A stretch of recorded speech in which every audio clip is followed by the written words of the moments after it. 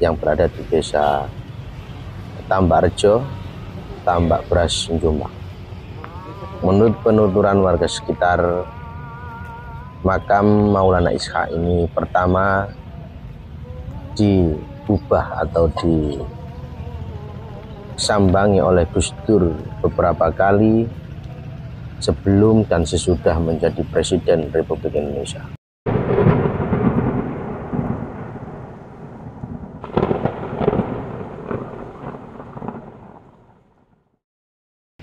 Assalamualaikum warahmatullahi wabarakatuh. Berjumpa lagi dengan channel Bang Imam, masih di suasana Hari Raya Idul Fitri. Minal aidin wal faidin, mohon maaf lahir dan batin.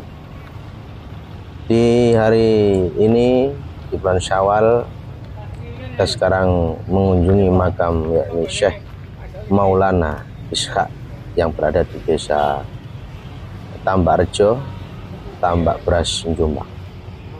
Menurut penuturan warga sekitar, makam Maulana Ishak ini pertama diubah atau disambangi oleh Gus Dur beberapa kali sebelum dan sesudah menjadi Presiden Republik Indonesia. Dan makam ini Masya Allah berada di pemakaman umum desa Tambarjo, Tambak Beras, sekitar 1 atau 2 kilo dari pondok pesantren Fakhrul Ulum, Tambak Beras, Jombang. Kisah singkat dari Maulana Ishak. Beliau adalah seorang yang sakti, mandraguna, ayah dari Raden Ainul Yakin atau yang lebih kita kenal dengan Sunan Giri.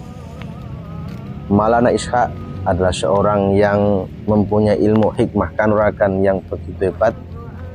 Suatu ketika kerajaan Blambangan yang berada di Banyuwangi yang dipimpin oleh Raja Minak Sembuyu mempunyai seorang putri yang sangat cantik bernama Dewi Sekardadu.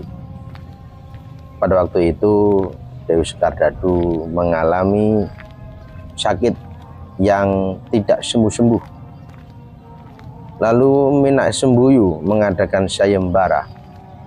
Siapa yang mampu menyembuhkan putriku, yakni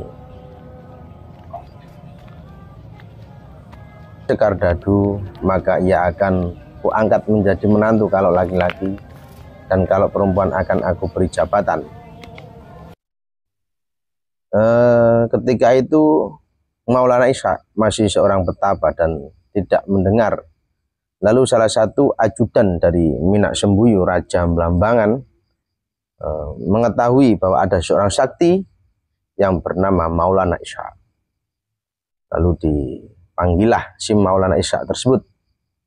Tapi Maulana Ishak tidak mau dan menyuruh utusan dari kerajaan Blambangan untuk berangkat dulu. Berangkatlah dulu, aku akan menyusul kemudian. Lalu si prajurit yang disuruh menjemput Maulana Ishak berangkat ke Blambangan dahulu. Ketika tiba di Blambangan, begitu kagetnya di pintu gerbang Maulana Ishak sudah berada di situ. Dan sayembara pun dimulai. Maulana Ishak akhirnya dapat menyembuhkan putri Raja Blambangan yang bernama Dewi Sekardadu. Dan dinikahilah Maulana Ishak.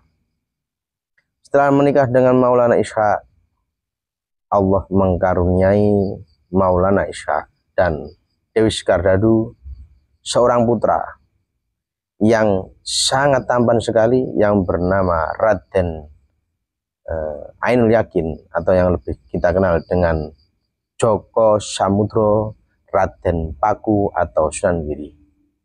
Alkisah Raja Blambangan atau mertua dari Maulana Ishak bermimpi bahwa ia akan dihancurkan atau akan dimusnahkan oleh menantunya yakni Raden Ainul Yakin.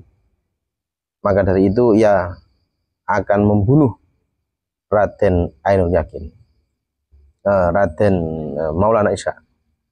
Akhirnya ketika itu firasat dari Maulana Ishak tidak enak dan meninggalkan istri dan anaknya, yakni Dewi Skardadu dan Raden Ainul Yakin. Ketika itu Maulana Ishak melarikan diri dan tidak menetap lagi di kerajaan Blambangan. Dan si ibunya, yakni Dewi Skardadu, merasa khawatir bahwa ayahnya, yakni Minak Sembuyu, akan membunuh putra sewayahnya yang bernama Raden Ainul Yakin. Dan akhirnya Dewi Skardadu membungkus atau mewadahi anaknya yang bernama Raden Ainul Yakin ke dalam sebuah kotak dan dihanyutkan ke dalam laut yang bahasa Jawanya Samudro. Akhirnya Raden Ainul Yakin lebih dikenal dengan nama Joko Samudro.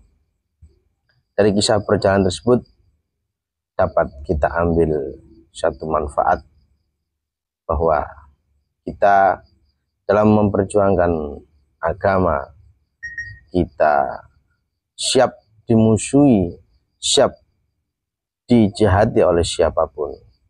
Karena itu min jumlati dari tantangan kita dalam beribadah, tantangan kita dalam berdakwah. Kisah singkat dari Maulana Ishak yang makamnya berada di Desa Tambakrejo tentunya menjadi satu bukti dan menjadi satu keistimewaan bagi kita. Kita harus ingat jasa leluhur-leluhur kita, kita sambang kepada beliau, kita bertawasul guna untuk mendapat berkah dari beliau Syekh Maulana Ishak.